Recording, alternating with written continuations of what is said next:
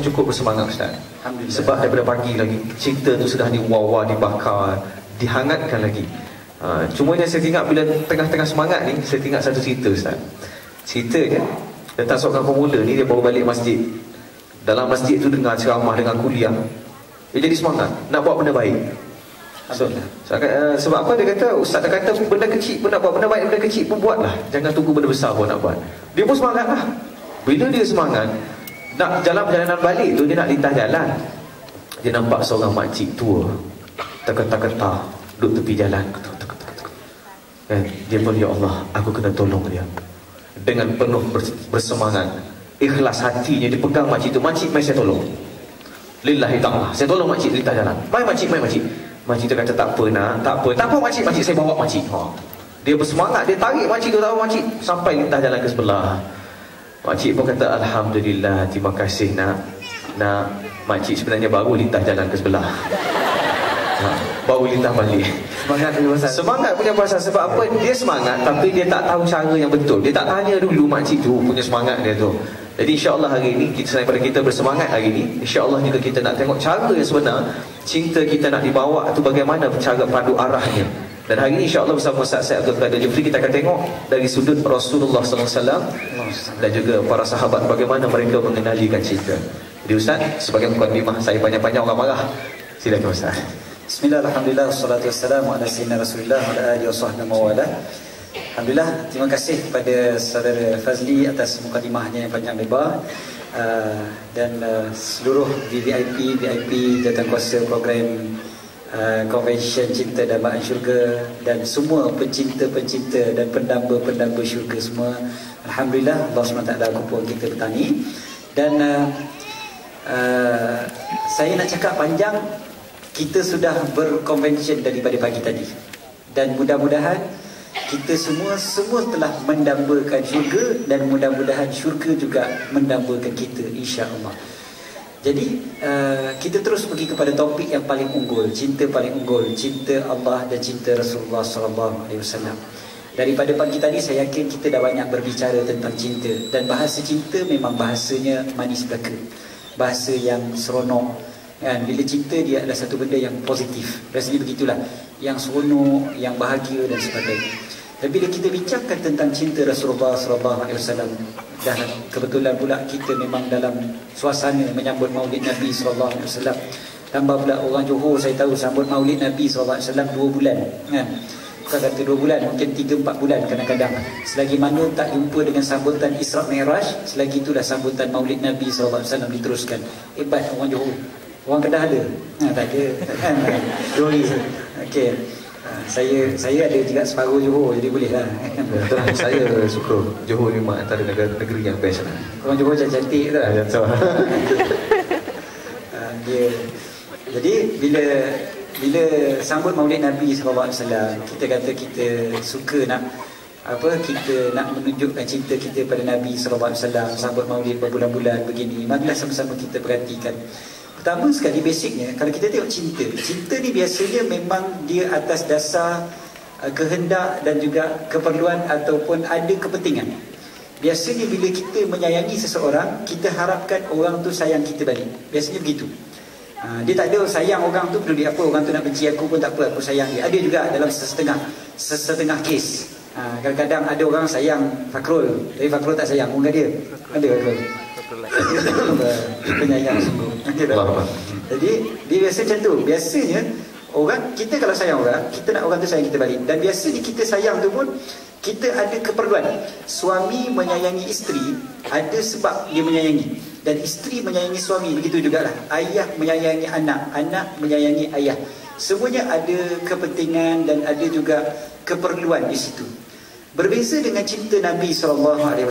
Kita perhatikan, Nabi SAW sayang pada kita dalam keadaan Nabi SAW sudah pun menjadi kekasih Allah. Tiba-tiba sama jadi sedap. Subhanallah. Ini berkat cinta Nabi SAW, insyaAllah. Bila kita sayang Nabi SAW, kita memerlukan kasih sayang Nabi SAW. Nabi SAW sayang kepada kita dalam keadaan Nabi SAW tak perlu pun sayang kita. Sebab Nabi SAW sudah menjadi kekasih Allah. Nak sayang kita ke, tak sayang kita ke, tetap baginda adalah kekasih Allah. Kalau kita sayang Nabi ke, kita tak sayang Nabi ke, Nabi SAW dah jadi kekasih Allah. Apalah sangat nilai kasih kita pada Nabi SAW. Tapi begitu pun Nabi SAW sangat sayang kepada umatnya. Berbeza dengan kita. Kita kalau tak sayang Nabi SAW, memang teruklah kita, kan? Kita memerlukan kasih sayang Nabi SAW. Tapi walaupun begitu, walaupun itu hakikatnya, Nabi SAW sayang pada kita tanpa memerlukan pun kasih sayang kita. Kita pula tak sayang pada Nabi SAW, sedangkan kita memerlukan kasih sayang Nabi SAW. Maka kitalah orang yang paling rugi sekali di atas muka bumi ini sebenarnya. Jadi kita tengok balik kasih sayang Nabi SAW. Senang cerita, kita tengok pada para sahabat Nabi SAW. Tentulah mereka lah contoh ikutan paling agung kita, contoh ikutan paling mulia kita. Contoh siapa? Contoh para sahabat lah, kan? Hari ni ada orang dia mempertikaikan macam-macam tentang cinta pada Nabi SAW.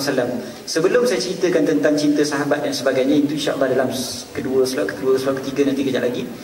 Saya semalam, pagi tadi dia tanya, di masjid ketika kuliah subuh, ada yang tanya, dia kata, "Ustaz, betul ke Ustaz, orang sambut maulid ni syirik?" Dia kata, syirik terus kau dia bantai, kan? Sebab apa dia kata sambut maulid ni syirik? Dia kata sebab mengagungkan Nabi SAW, sedangkan kita hanya boleh mengagungkan Allah Ta'ala. Sedap dia punya wajah dia. Saya kata orang tak agungkan Nabi SAW, dialah orang yang tak beriman. Sebab Allah Ta'ala sifatkan orang yang beriman, salah satu daripada sifat orang yang beriman adalah mengagungkan Nabi SAW.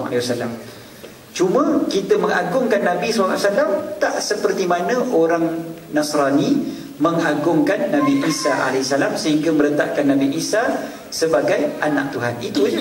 Selain daripada itu tak ada masalah. Ada yang kata tak ada Ustaz, sebab dia orang ni berlebih-lebih memuji Nabi SAW. Saya kata sebenarnya senang je. Tidak mungkin seorang itu kalau dia memuji Nabi SAW, dia dapat capai hak Nabi SAW dalam pujian. Tak mampu kita nak puji Nabi SAW selayaknya. Saya kalau nak puji padi senang, saya buat buku 5 jilid cukuplah. Kau 5 jilid nak puji padi, kan? Cukup. Saya rasa cukup dah tu. Itu pun jenuh perah idea, nak puji apa lagi?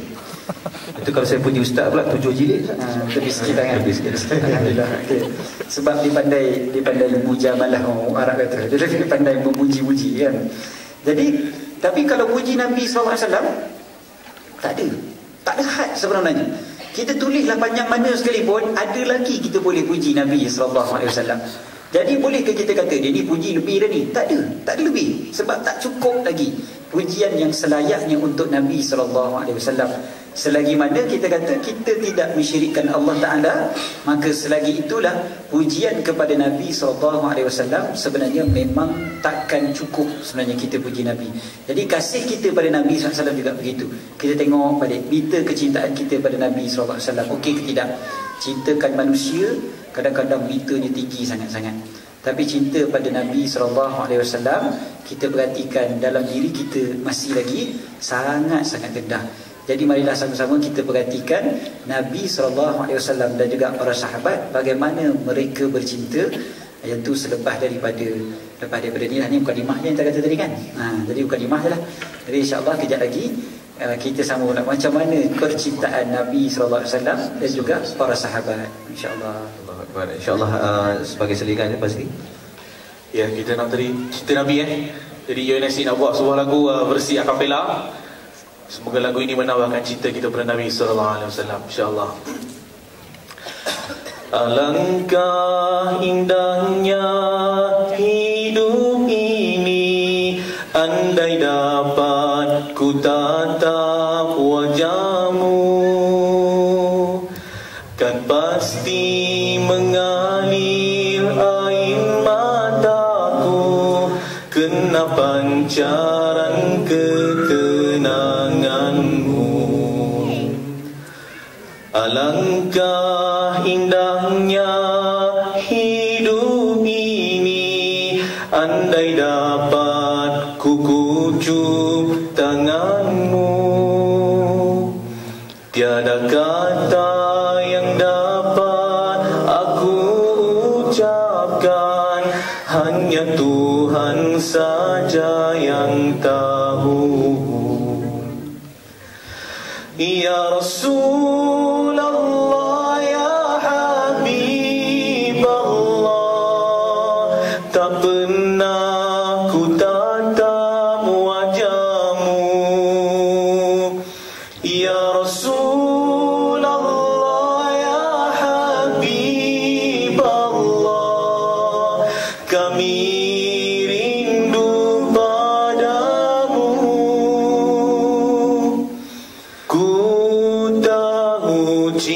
kamu kepada umat. Ummati, ummati, ku tahu bimbangnya kau tentang kami, syafaatkan kami. Alangkah indahnya hidup ini, andai dapat ku tatap wajahmu. Tiada kata yang dapat aku ucapkan, hanya Tuhan saja yang tahu. Ya Rasulullah, ya Habibullah, tak pernah ku tatap wajahmu.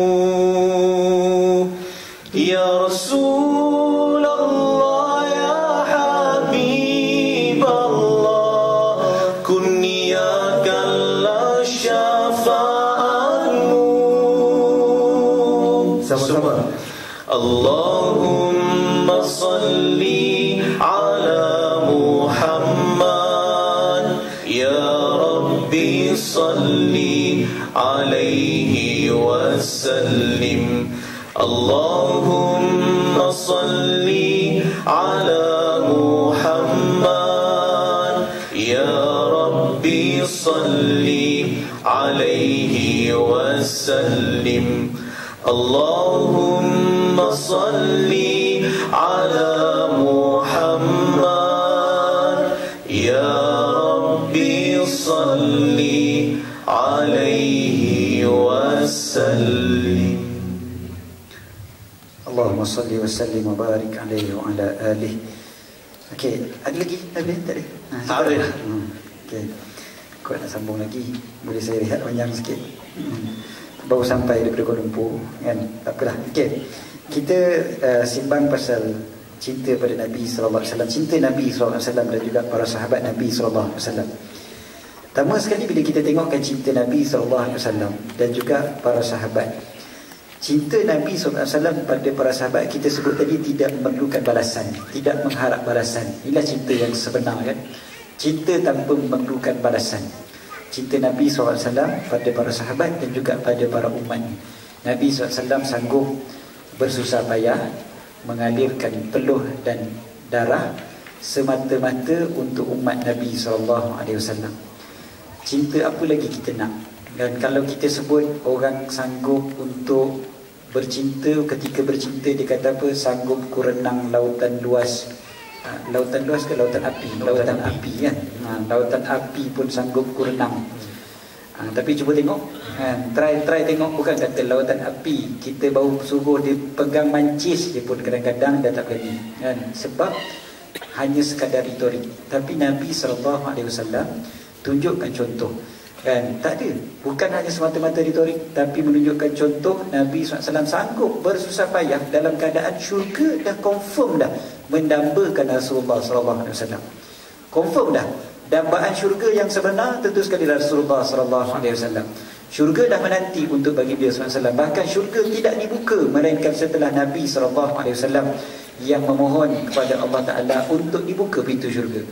Maknanya memang confirm lah, itulah dambaan syurga yang sebenar-benar. Tapi Nabi SAW dalam keadaan level dah begitu tinggi pun tak adanya berlagak ataupun memilih kasih, bahkan menyayangi umat Nabi SAW dengan sebenar-benar kasih. Kita tengok pula para sahabat Nabi SAW. Kita tengok seperti mana yang disebutkan oleh siapa tadi? Urwah bin Zubair. Betul? Urwah bin Zubair. Tadi dalam kereta dah sembang-sembang. Sebab salah satu daripada tanda cinta kita pada Nabi SAW, jadikan Nabi SAW sebagai salah satu daripada modal sembang kita setiap hari. Jadikan salah satu daripada modal sembang kita adalah berkaitan dengan Nabi SAW dan para sahabat. Cuba kita tengok balik kita. Daripada pagi tadi okeylah, hari ini konvensi dapat juga. Semalam. Daripada semalam pagi sampailah malam tadi, ada tak kita bercakap tentang Nabi SAW? Ada tak kita punya dialog tu ada cerita tentang Nabi SAW, ataupun sekadar sembang kosong semata-mata, cerita pasal bola, cerita pasal game, cerita pasal Maharaja Lawak Mega. Itu je sembang daripada pagi sampai ke malam. Pak Rom senyum kenapa? Anda terasa? Punchline itu kena. Punchline itu kena. Pening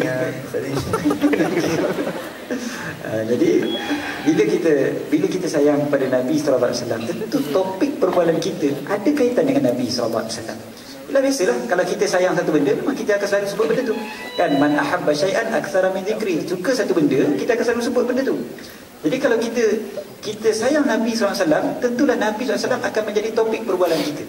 Dan ini ditunjukkan contoh oleh Abdullah bin Mubarak. Contohnya, dia mengatakan, kami akan menceritakan kepada anak-anak kami setiap hari, kami akan ceritakan tentang apa? Tentang perjuangan para sahabat, perjuangan Nabi SAW. Bahkan sahabat-sahabat Nabi SAW biasa je begitu. Seorang sahabat, dia berumur tua, sahabat-sahabat lain dah meninggal dunia sebelum daripada beliau. Anak perempuan beliau cerita, bapa aku tiap-tiap malam tak pernah tidur melainkan cerita tentang Nabi SAW dan juga para sahabat. Itu jadi topik perbualan dia tiap hari. Dan kalau cerita pada anak-anak, cerita pasal Nabi SAW, maka tidak ada ruang untuk anak-anak dia rasa superhero-nya adalah boy. Ataupun apa tak lagi tak superhero hari ni Pak Rom suka tengok apa dia kata? Naruto. Okay. Tak ada dah kan. Sebab apa? Sebab dah tiap-tiap hari cerita pasal Nabi SAW dengan para sahabat. Cerita perang tu best kan.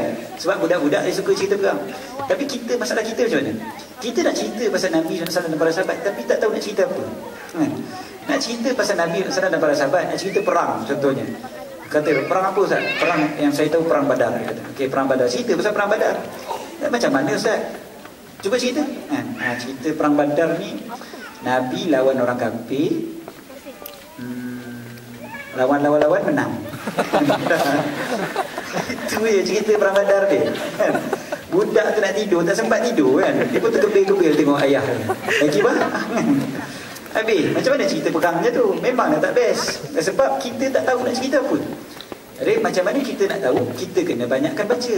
Macam mana nak banyak baca? Kena tambahkan mita cinta pada Nabi SAW. Cinta pada Nabi SAW, dia punya hubungan dia begini je. Cinta Nabi SAW, kita akan makin banyak baca tentang Nabi SAW. Makin banyak baca tentang Nabi SAW, makin cinta pada Nabi SAW. Begitu dia punya putaran dia. Jadi kalau ada di kalangan kita yang mengaku cinta Nabi SAW tetapi tidak baca tentang Nabi SAW, tak tahu langsung pasal Nabi SAW, maknanya cinta dia dusta semata-mata. Dan kalau dah baca kemudiannya tak cinta pada Nabi SAW, bermakna memang ada kekotoran sangat dalam jiwa kita. Sampai dah baca tentang sirah manusia agung begini pun tak menambahkan rasa cinta kita pada Nabi SAW. Macam dalam TV kat tu. Soalannya Ustaz, kambing dalam hadis tu kambing biasa ke kambing biri-biri? Ambil kau soalan kan? Saya pun tepuk dahi dengar kan. Kau tanya soalan apa ni? Tanya, iyalah Ustaz, saya nak tahu Ustaz. Saya doktor binatang. Saya boleh bezakan antara kambing biasa, kambing biri-biri ni sifat dia berbeza terus kata. Walaupun bunyinya kambing juga, tapi beza dia punya sifat. Jadi saya pun ceritalah, saya berdasarkan kepada hadis-hadis semua, cerita kepada dia. Cuma saya fikir satu benda. Saya kata, tengok kambing pun topik perbualan tu boleh dikaitkan dengan Rasulullah SAW. Apa-apa sajalah. Ada seorang kawan saya suka makan es krim. Suka makan es krim. Ada juga itu kan. Subhanallah. Suka makan es krim.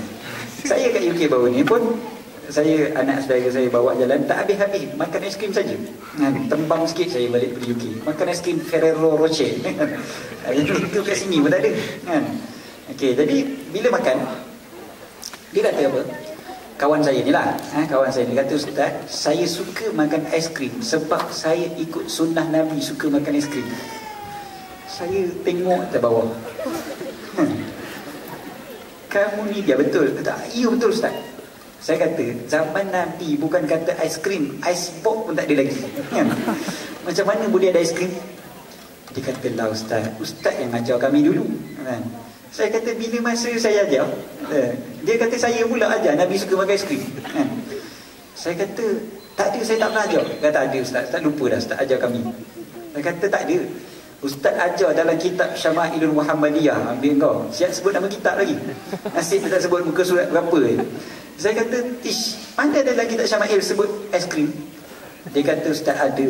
Ustaz ajar kami dalam kitab Syama'il, Nabi SAW suka makan manisan yang sejuk. Aiskrim dah tu Ustaz. Manisan yang sejuk. Okey, nampak? Nak ceritanya, okey lah tu. Nak makan aiskrim ikut Nabi SAW pun boleh dapat pahala apa semua. Cuma nak ceritanya, perbuatan kita tu, kalau betul kita sayang pada Nabi SAW, cinta pada Nabi SAW, tentu topik perbuatan kita ada, kita boleh relatekan dengan Nabi SAW. Itu yang sebenarnya, kalau betul kita cinta. Dan inilah yang dilakukan oleh para sahabat Nabi SAW.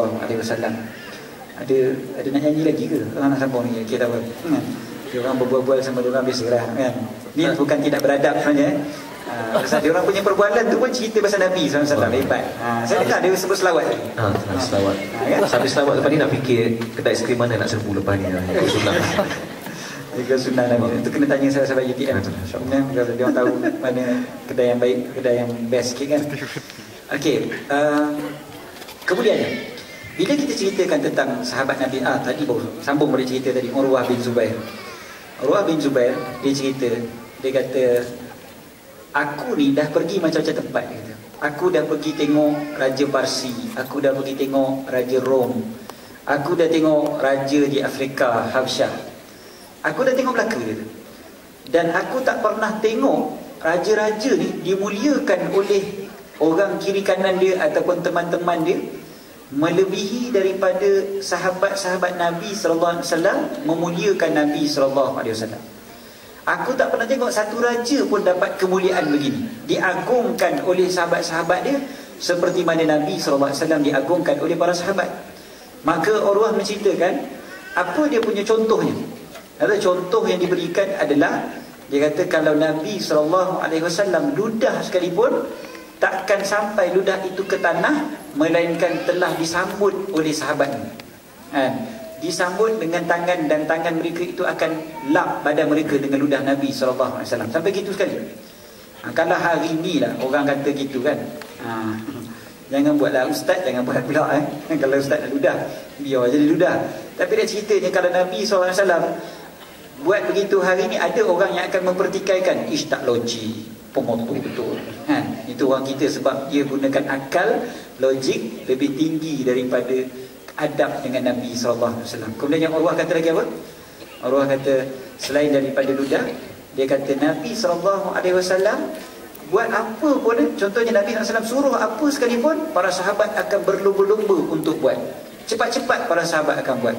Bila Nabi SAW ambil wuduk, kesan daripada wuduk Nabi SAW mereka akan kebut. Dan macam-macam perkara lagi lah. Apa sahaja berkaitan dengan Nabi SAW, mereka agungkan, mereka muliakan. Itu para sahabat Nabi SAW. Itu pada perbuatan mereka. Kemudian kan kita tahu kisah bagaimana seorang sahabat Nabi SAW yang diseksa. Kemudiannya dah pingsan, bangun balik, diseksa teruk sekali. Kemudiannya ditanya oleh Abu Sufyan. Abu Sufyan tanya, kau macam mana? Wallahi kalau engkau, aku nak hantar balik, ganti tempat engkau, kami bunuh Muhammad. Instead of kami bunuh engkau, kami bunuh Muhammad. Abu Sufyan tak cakap lah instead of. Itu saya sebut. Okay, jadi dia kata gitu. Apa yang disebutkan? Kata apa? Kalaulah aku dapat balik ke rumah, cerita ni popular kan? Kalau aku dapat balik ke rumah, duduk senang lenang bersama keluarga ku, Nabi SAW duduk kat Madinah ataupun duduk di rumah dia, kena cucuk duri sekalipun aku tak redha kan? Sampai disebutkan oleh Abu Sufyan kata-kata ni yang masyhur. Dia kata, ma ra'aitu minan nasi ahadan yuhibbu ahadan kahubbi ashabi Muhammadin Muhammadan. Kata apa? Tidak aku lihat di kalangan manusia seorang yang menyayangi orang yang lain seperti mana sahabat Muhammad menyayangi Muhammad SAW. Ini contoh. Abu Sufyan ketika itu belum masuk Islam. Dia cerita ni dalam keadaan dia kata memang waktu tu lagi aku dah nampak dah, kata tak ada orang boleh sayang Nabi SAW, tak ada orang boleh sayang orang lain seperti mana para sahabat sayang Nabi SAW. Orang kalau bercinta, dia kata cinta kita lah yang paling suci sekali atas muka bumi. Bila dia cakap I love you, dia jawab balik I love you more. Jawab balik, no, I love you the most. Ambil kau kan. Tu yang Ustaz yang bila cakap telefon tu, awak letaklah dulu. Tak awak letak dulu. Letak juga. Itu lain. Betul lah kan. Dan dia rasa dia mencinta lah. Paling hebat sekali datang ke bumi. Tak ada orang lain datang ke bumi dia boleh mencintai kamu seperti saya. Itu biasalah bahasa-bahasa orang cinta kan. Bagi tahu. Tahu kan bahasa cinta. Banyak tahu bahasa cinta. Allah kan. Jangan pandang macam tu. Romantik dia ni kan. Jadi tapi romantik Fazli dia banyak pada kata-kata. Romantik Fazli pada tulisan. Kau tengok lagu-lagu nasyid, bukan tulisan, irama nasyidnya. Dengar ada lagu apa tu, lagu yang Ustaz Fahrul tulis, lagu dia apa dia? Bintang Syurga. Bintang Syurga. Ustaz Fahrul datang tadi. Datang. Ustaz Fahrul tulis satu lagu kan baru ni, Bintang Syurga. Bintang Syurga, liriknya ditulis oleh Ustaz Fahrul, lagunya, melodinya yang inilah otainya yang tukang buat kan. Bintang Syurga. Ceritanya pasal apa? Pasal pejuang-pejuang kan, pejuang-pejuang yang mati syahid, masya-Allah. Jadi sebab apa mereka sanggup mati syahid? Sebab cinta juga. Sebab cinta kan. Orang kerana cinta sanggup lakukan apa saja. Dan bintang syurga ni betul-betul mencintai syurga dan mencintai syahid, mencintai Allah, mencintai Rasulullah SAW. Okey, nanti kejap lagi kita akan sambung tentang praktikal, bukan sekadar sebutan daripada para sahabat, tapi praktikal para sahabat dalam mencintai Nabi SAW. Baik, tadi pun Ustaz pun dah sebut tentang lagu Bintang Syurga. Ya, dan tadi masa masuk tadi pun memang disiarkan lagu video klip Bintang Syurga. Jadi kami sama-sama nak bawakan lagu Bintang Syurga ini berkenaan dengan orang yang mati syahid. Jangan kita sangkakan mereka mati, tapi sebenarnya mereka hidup di sisi Allah, bahkan diberikan rezeki oleh Allah Subhanahu Wa Taala. InsyaAllah. InsyaAllah. Terima kasih.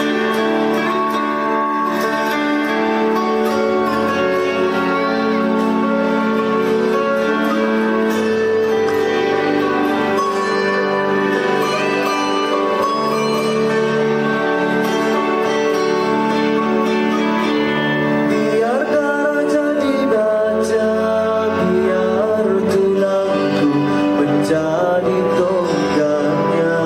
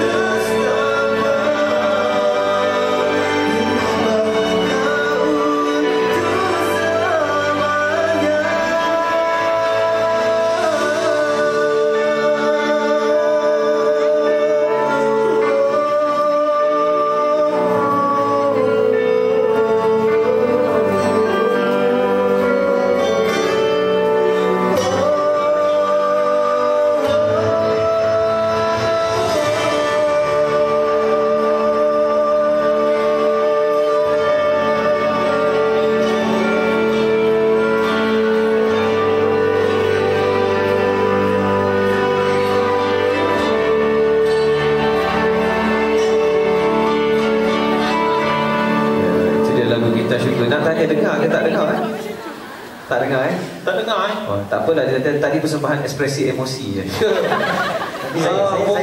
Vokal kita tenggelam, muzik sangat kuat. Tak apa, it's okay.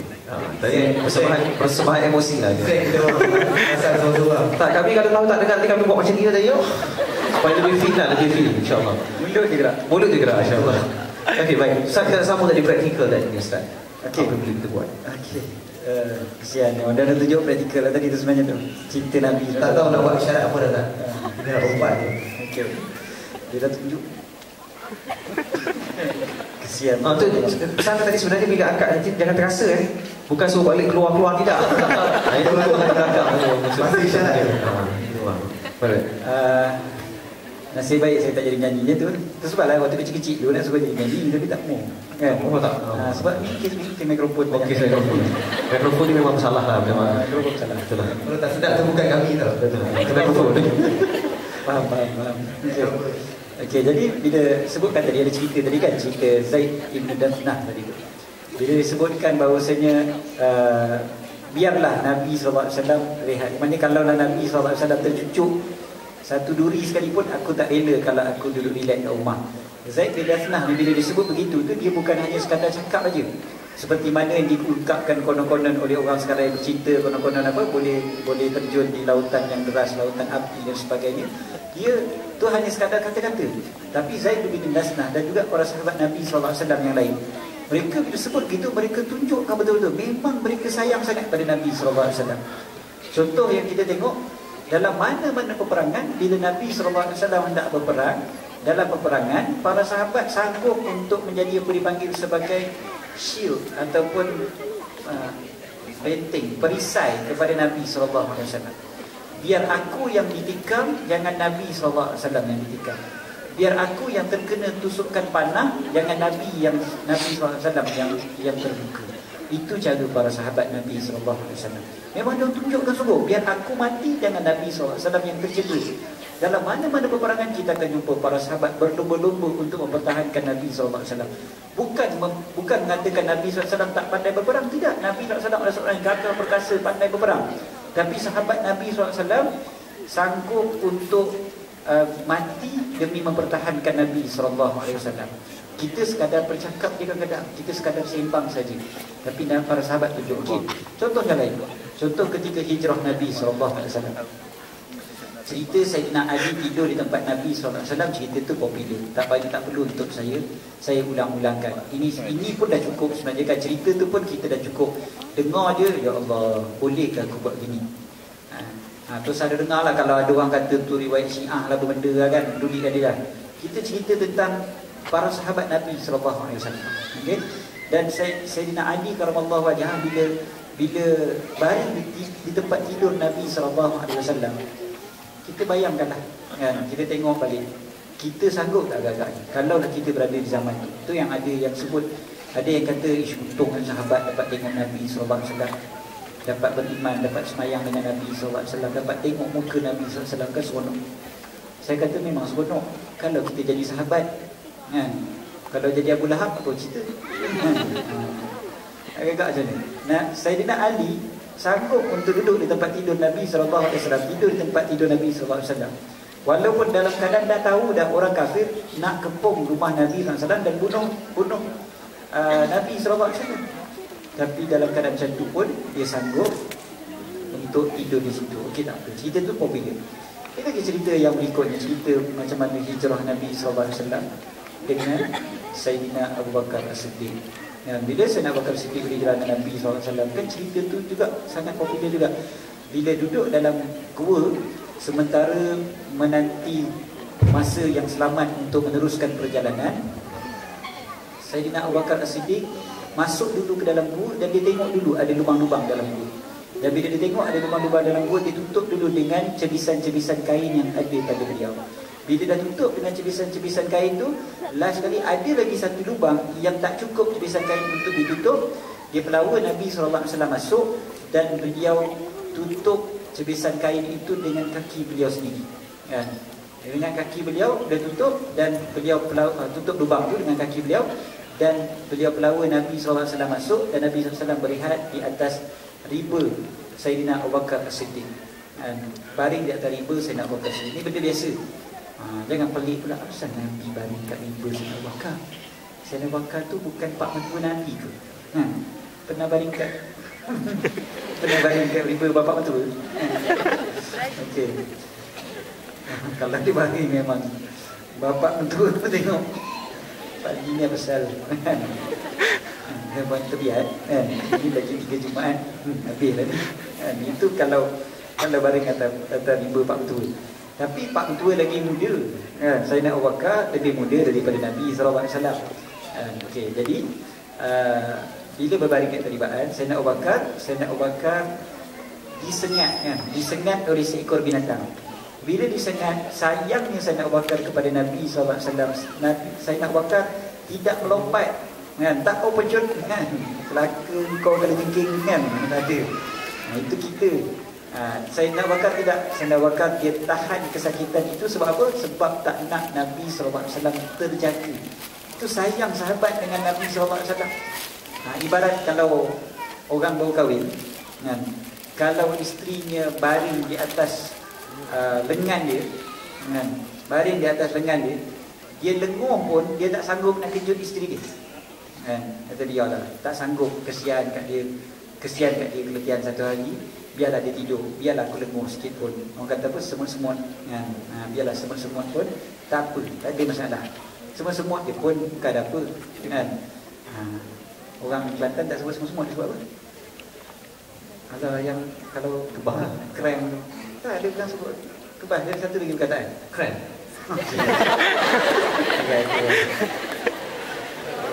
Dia lupa dah bahasa Kelantan dia sendiri. Lepas tu bila kan itulah, itu ibarat yang biasa, itu yang normal lah, sebab sayang ni pasal tidak sanggup. Tapi biasanya tu yang baru kahwin lah. Kalau dah 30 tahun kahwin, saya tak tahu dah ada kakak kita dah 30 tahun kahwin, boleh lagi baring kat riba suami, ataupun kat lengan suami. Abang kat depan ada lagi, biar isteri baring dekat lengan. Kau ni, aku dah sediakan bantal empuk-empuk mahal, nak baring kat bahu aku, tangan aku lagi, ngadu-ngadu. Itu kita. Jadi Nabi SAW dengan Sayyidina Abu Bakar begitu. Nabi SAW baring dekat Sayyidina Abu Bakar, dan Sayyidina Abu Bakar walaupun bukan setakat lengur, jadi dah kena sengat, dah kena sengat pun masih lagi tak sanggup untuk bergerak sebab tak nak Nabi SAW terjaga. Sampai bila? Sampai dah menitis air peluh dan air mata, barulah kerana dia tahan sangat sakitnya, barulah terjaga Nabi SAW. Barulah Nabi SAW tersedar dengan sebab sakit yang tidak tertanggung oleh Sayyidina Abu Bakar As-Siddiq. Ini salah satu daripada contoh sahabat mencintai Nabi SAW, dan Nabi SAW menyayangi sahabat. Nabi SAW doakan Sayyidina Abu Bakar, dan Sayyidina Abu Bakar sebut Nabi SAW bidah dalam riwayatnya. Tak apalah, sekarang ceritanya Nabi SAW dan para sahabat, kasih mereka ni yang betul-betul kasih yang membawa ke syurga. Sebab apa? Kasih mereka ni bukan hanya semata-mata retorik, dan mereka terjemahkan pada perbuatan. Ujung sekali, dah kali saya nak sebut adalah bila Nabi SAW dan para sahabat, bila berkasih sayang, kan kita perhatikan ada seorang sahabat, bila dia tengok Nabi SAW, dia tengok Nabi SAW, tengok lama-lama Nabi SAW pun panggil, apa hal? Tengok aku lama-lama, kan, madza bika, apa hal kau? Itu terjemahan bahasa kita lah, kan, apa hal kau? Nabi tak tambung lah, aduh tak, itu kita, apa hal tengok lama-lama ni. Jadi panggil dia, apa hal kau? Madza bika, ma bika, dalam riwayat ini ma bika, apa hal kau? Dia jawab, dia kata, aku ni punya sayang kepada engkau wahai Tuhan. Aku sayang sangat, aku rindu sangat kepada engkau. Bila aku balik ke rumah, jumpa kaum keluarga aku tak sabar-sabar nak balik semula ke sini sebab nak melihat wajah engkau. Tapi yang aku tengok sangat, yang aku risau ni satu benda. Aku takut nanti satu hari nanti engkau dan aku akan meninggal dunia. Bila dah meninggal, dekat hari akhirat nanti, engkau confirm dah duduk di syurga yang tinggi bersama dengan Nabi-Nabi yang lain. Kelas engkau confirm kelas paling tinggi. Aku kalau dapat masuk ke dalam syurga pun, bertuah lah aku nak duduk kelas tinggi macam tu. Ini rindu sahabat Nabi SAW. Sebelum Nabi SAW wafat lagi, dia rindu dah. Kita biasa dengar cerita kerinduan sahabat selepas wafat. Ini sebelum Nabi SAW wafat, rindu dah. Aku takut kalau aku masuk syurga, aku tak dapat tengok Nabi SAW. Gitu sekali rindu. Jadi apa yang dijawab oleh Nabi SAW? Jawapan yang menggembirakan, bukan setakat sahabat yang bertanya, bahkan keseluruhan sahabat yang lain gembira bila dengar jawapan Nabi SAW. Jawapan Nabi SAW dengan ayat Al-Quran. Allah Ta'ala turunkan, wa may yuti'illaha war rasul fa ulaika ma'al ladzina an'ama Allahu 'alaihim minan nabiyyin was-siddiqin wasyuhada'i was-shalihin. Apa dia? Siapa yang taat Allah dan Rasul, maka mereka akan bersama dengan para nabi, para siddiqin, para syuhada dan orang-orang yang soleh. Cuba tengok ayat tu cerita, kalau orang taat Allah dan Rasul, mereka akan bersama dengan para nabi. Sahabat semua seronok. Sebab apa? Sebab mereka dengar saja ayat tu, mereka tahu mereka akan bersama dengan Nabi SAW di hari akhirat nanti. Sebab apa? Mereka tahu mereka taat Allah dan taat Rasul. Kita tanya balik diri kita, dengar ayat tu kita seronok? Kita tak seronok sangat. Sebab apa? Kita tahu kita masih lagi banyak tidak mentaati Allah dan tidak mentaati Rasulullah SAW. Kalau kita taat Allah, taat Rasul, maka inilah ganjarannya, dapat bersama dengan Nabi SAW dan para Nabi di hari akhirat nanti. Kerana seseorang akan bersama dengan orang yang dia sayangi. Mudah-mudahan kita akan bersama dengan Nabi SAW dengan sebab cinta kita pada Nabi SAW.